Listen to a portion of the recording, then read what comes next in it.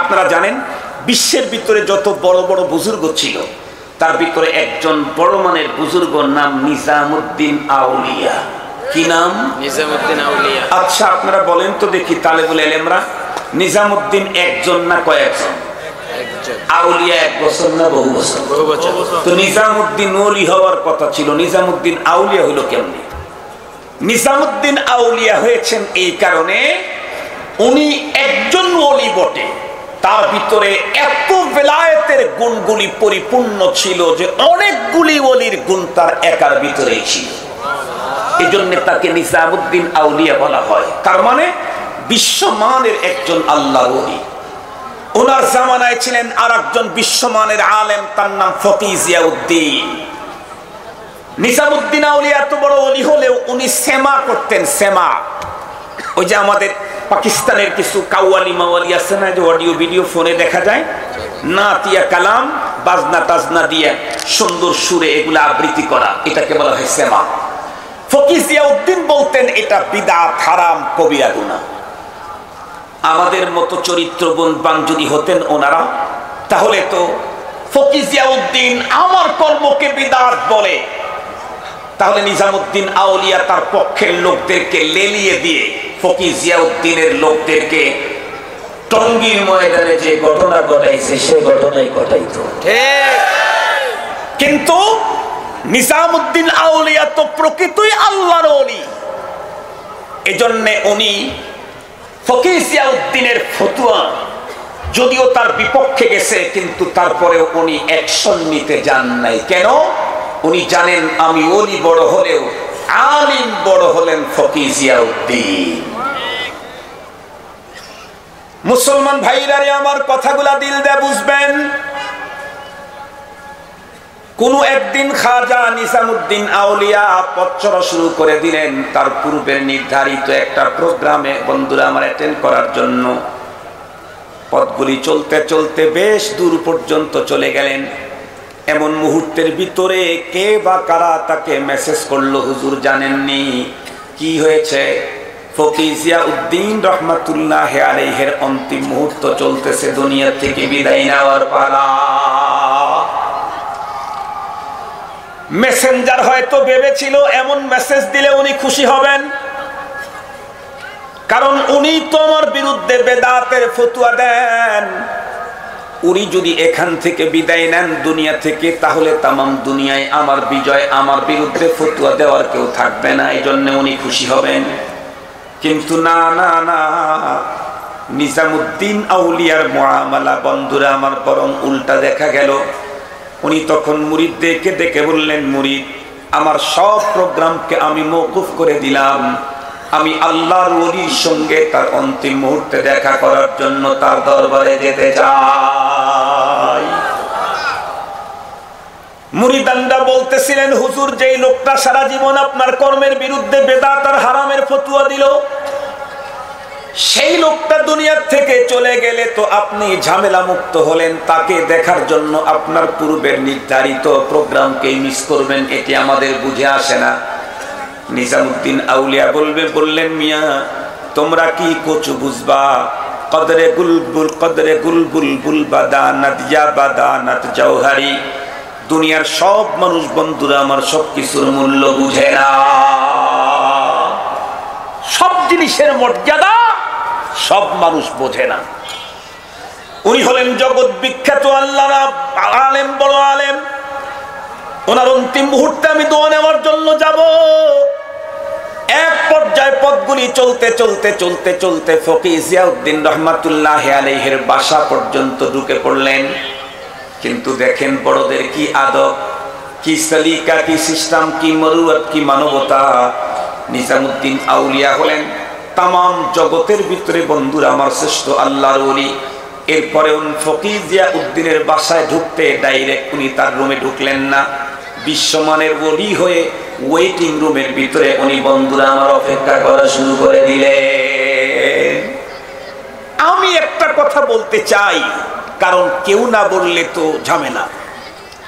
আমরা অনেক সময় আমাদের দেশে অনেক বড় বড় মানুষদেরকে মাহফিলে দাওয়াত করে থাকি, ওনারা অনেক ব্যস্ত, যথা টাইমে আসতে পারেন না। বক্তা যখন বক্তৃতা করতেছে এমত অবস্থায় ওনারা স্টেজে আসেন।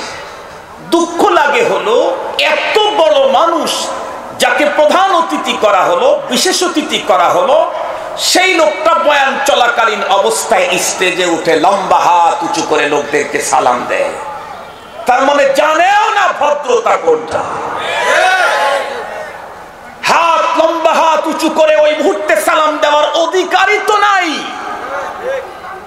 সব সময় নামাজ পড়লে নেকি হয়, সব সময় কোরআন পড়লে নেকি হয়, সব দিন রোজা রাখলে নেকি হয়? এলে কথা বলেন না কেন? সব সময় নামাজ পড়লে নেকি হয় না।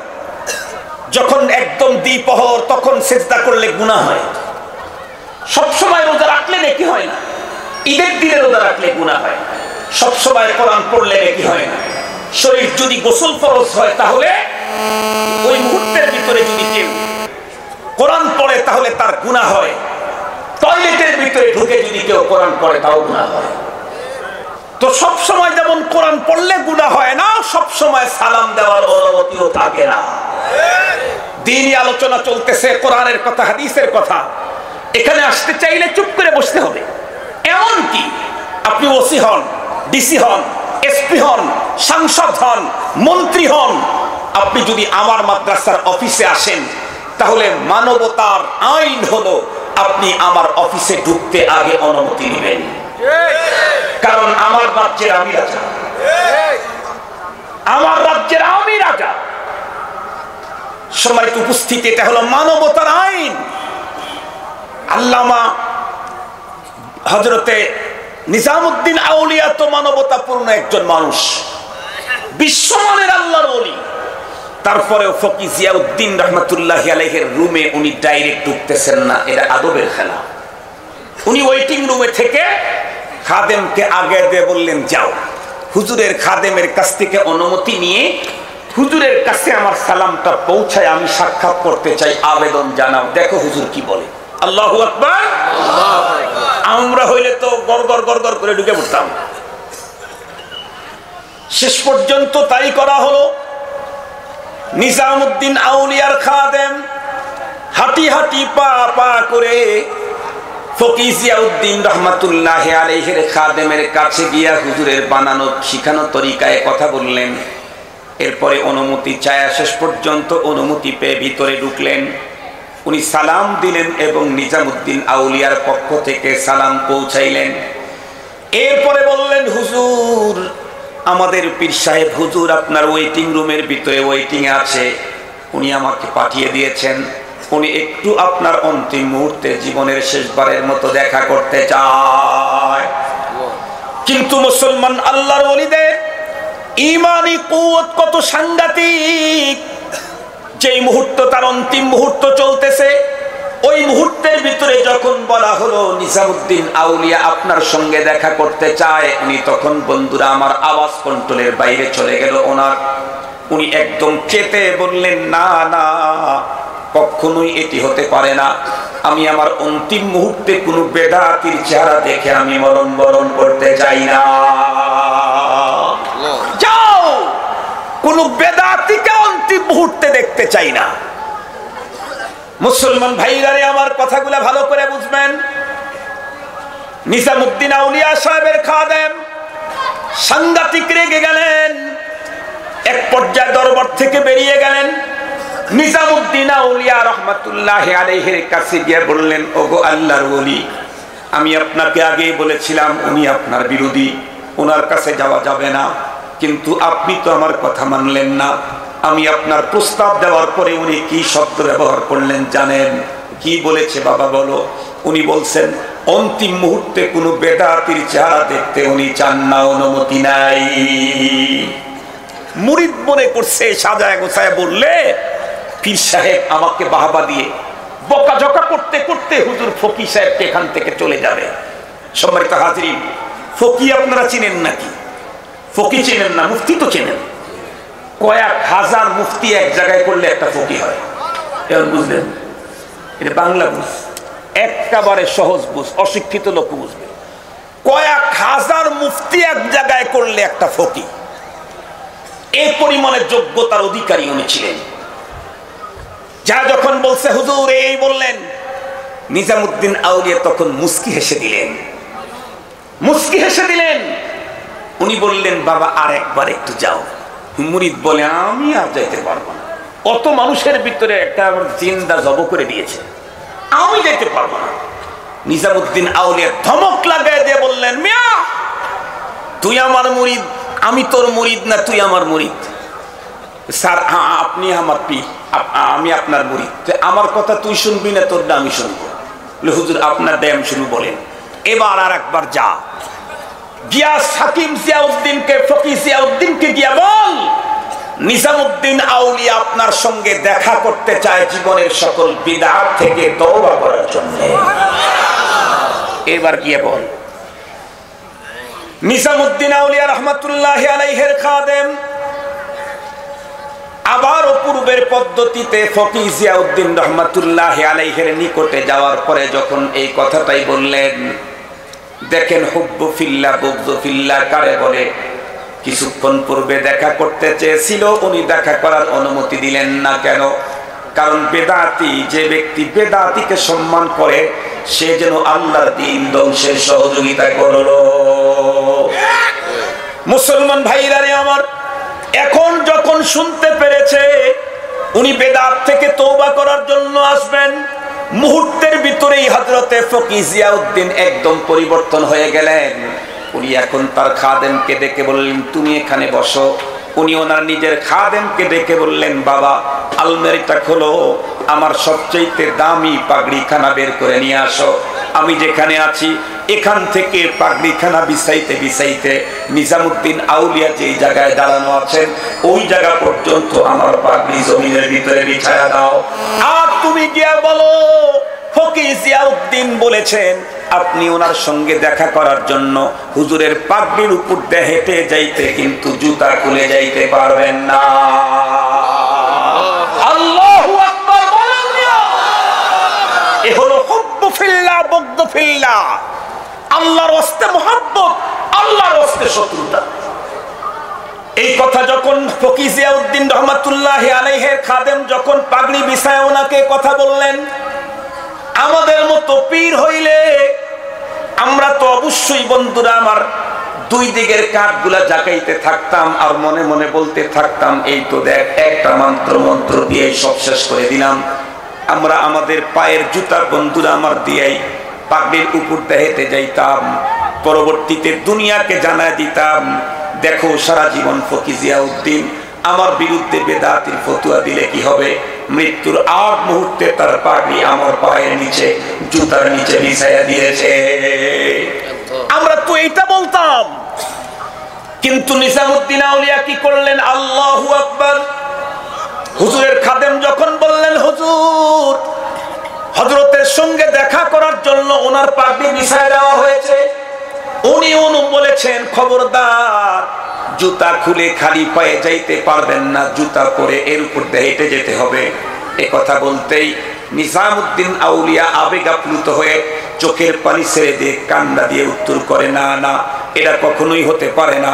এই বলে জমিন থেকে পাগড়িখানা টান দিয়ে উঠায়া মাথার মধ্যে পেছান আর বলা শুরু করে দিলেন ये मेरे लिए फकीर रहमतुल्लाह दामत बरकातुहुल आलिया की तरफ से दस्तारे फजीलत है। এটা আমার জন্য ফকিহ জিয়াউদ্দিনের মতো বিশ্ববরেণ্য আলেমের পক্ষ থেকে ফজিলতের পাগড়ি, ওনার মতো বিশ্বমানের আলেমের পাগড়ি আমার পায়ের নিচে যেতে পারে না। সম্মানিত হাজিরিন, কি বুঝাইতে চাইলাম? হুব্বু ফিল্লাহ বুগযু ফিল্লাহ, আল্লাহর ওয়াস্তে শত্রুতা কখনো ব্যক্তি শত্রুতাকে তৈরি করে না। আল্লাহর ওয়াস্তে শত্রুতা কখনো ব্যক্তি শত্রুতায় রূপান্তরিত হতে পারে না। আমাদের দেশে যত শত্রুতা আছে সব হলো ব্যক্তি স্বার্থে, জাগতিক স্বার্থে, নিজেদের প্রেস্টিজ আর রাগ আর নানা রকমের অভিমানের জন্য শত্রুতা। এগুলি কখনো ইমানদারের হতে পারে না। ইমানদার শত্রুতা রাখবেও আল্লাহর সন্তুষ্টি বর্জনে, মুহাব্বত করবে আল্লাহর সন্তুষ্টি বর্জনে। যতক্ষণ পর্যন্ত সে আল্লাহর দ্বীনের উসুল থেকে বাইরে ততক্ষণ পর্যন্ত তাকে সম্মান করবে না। যেই মাত্র উসুলের ভিতরে ঢুকবে তখন তাকে মাথার উপরে উঠায় নিবে। যতক্ষণ পর্যন্ত দ্বীনের উসুলের উপরে থাকবে ইমানদার ততক্ষণ পর্যন্ত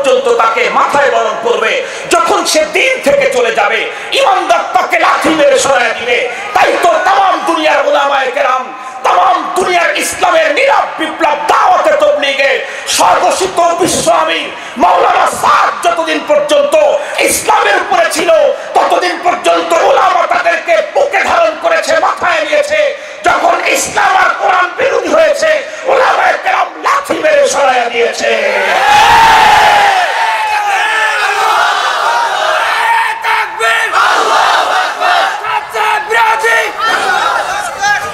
সম্মানিত হাজরিন, কথাগুলি বুঝবেন। ওয়াজ শুধু শুনতে আসেন না, ওয়াজ বুঝতে আসবেন, দিন শিখতে আসবেন, ওয়াজ নিতে আসবেন, নিতে আসবেন, খালি কান সুখ করেন না। আমার বাংলাদেশের মুসলমান তো আজকে কান সুখের পিছনে পড়ার কারণে আজকে তারা নানা রকমের ফিতনার শিকার হচ্ছে, হাজার ফিতনার শিকার হচ্ছে। কেন? কণ্ঠ সুন্দর দেখলে আর তর্জন গর্জন আর সুর দিতে পারলেই শ্রোতারা বুঝে আর না বুঝে বলে ঠিক। এই তো আমি দেখলাম বাংলাদেশের এক কুখ্যাত ওয়াইজ, তার নাম সৈয়দ নজরুল, ইয়াতাশাক্কালু বিআশকালিন মুখতালিফা, এক এক সময় এক এক আকৃতি ধারণ করে। কখনো বলে আমি জাতির চাচা, কখনো বলে আমি ডক্টর, কখনো বলে আমি পীর, কখনো বলে বাইশ সাদারি, কখনো বলে হাফিজুল হাদিস, কখনো বলে মুক্তিযোদ্ধা কমান্ডার। এক এক সময় এক এক আকৃতি ধারণ করে। আপনারা তো শুনেছেন, ও এমনি একটা আরবি পড়তে গিয়া সুর দিয়া বলে কোরআন কেমনে পড়া হয় রে। আমরা এতদিন পর্যন্ত শুনেছি জাল হাদিস, ও কোরআন শরীফ পর্যন্ত বিকৃতি করতেছে। আর এই বিকৃতি করার সুযোগ পেয়েছে হলো সুরের ছত্র ছায়ায়। ও তো বুঝাই যায় না ও কি পড়ে, ঠিক মতো বুঝাই যায় না। সম্মানিত হাজরিন, কথা আমার শেষ, একটা কথাই বলতে চাই। প্রকৃত ইমানদারের কয় চিহ্ন? কাউকে দিবে কার সন্তুষ্টি অর্জনে, দেওয়া থেকে বিরত থাকবে কার জন্য, মহব্বত করবে কার জন্য, শত্রুতা রাখবে কার জন্য। সাদ সাহেব উলামায়ে কেরাম স্পষ্ট বলে দিয়েছেন তার অনেক বক্তব্য কোরআন সুন্নাহ বিরোধী। এখন তাকে মহব্বত করলেই ঈমান, না শত্রুতা রাখলে ঈমান। এমনি কথা বলেন না কেন, কথা বলেন না কেন? যতদিন পর্যন্ত তার বক্তব্য কোরআন সুন্নাহ বিরোধী যায় নাই ততদিন পর্যন্ত উলামায়ে কেরাম সাদকে বুকে ধারণ করেছে, মাথার উপরে রেখেছে। যখন তার বক্তব্য কোরআন বিরোধী হয়েছে, সুন্নাহ বিরোধী হয়েছে, ইসলাম বিরোধী হয়েছে, ইজমা বিরোধী হয়েছে, তখনই উলামায়ে কেরাম তাকে মানতে পারে না, তাকে সাপোর্ট করতে পারে না। এই কথা বলার পরেও যেই মুসলমান তাদেরকে সাপোর্ট করবে, স্পষ্ট ভাষায় বলতে চাই, আর কিছু যদি নাও হয় নাম্বার 1 ইমানদার হতে পারবে না, কখনোই সম্ভব না। আল্লাহ পাক আমাদের সকলকে হাকিকত বুঝার তৌফিক দান করুন। ওয়া আখিরু দাওয়ানা আলহামদুলিল্লাহি রাব্বিল আলামিন। আসসালামু আলাইকুম ওয়া রাহমাতুল্লাহ।